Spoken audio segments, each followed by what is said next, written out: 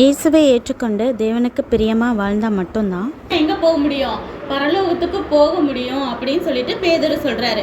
ஆனால் இதை கேட்டு எல்லாரும் ரொம்ப ஆச்சரியப்படுறாங்க.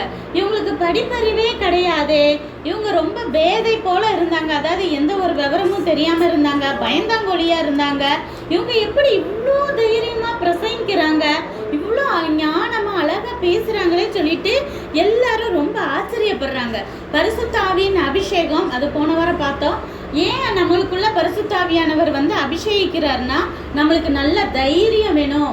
இப்போ ஒருத்தவங்ககிட்ட போய் தேவனை பற்றி சொல்லணும்னா தைரியம் வேணும். அவங்க அடிச்சிருவாங்களோ, நம்ம அவங்ககிட்ட போய் சொன்னால் அவங்க வேற தெய்வத்தை கும்பிடுறவங்க, நம்ம சொன்னோம்னா அவங்க நம்மக்கிட்ட சண்டைக்கு வந்துடுவாங்க, அப்படியே ஒரு பயம் இருக்கும். அதே பரிசுத்த ஆவியானவர் நமக்குள்ள இருக்கும்போது பயமே வராது. நல்ல தைரியத்தை கொடுப்பாரு, ஞானத்தை திறமையை கொடுப்பாரு.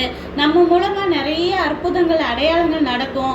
அந்த காலத்துலலாம் அப்படித்தானே, படுத்த படுக்கையாக இருந்த முடவனை அவங்க எழுப்பி விடுறதுக்கு காரணமாக இருந்தாங்க. தேவன் அவங்க மூலமாக நிறைய அற்புதங்கள் அடையாளங்கள் செஞ்சாங்க. அதுக்கு மெயின் காரணம் என்ன? அவங்களுக்குள்ள இருந்த பரிசுத்த ஆவியின் அபிஷேகம்.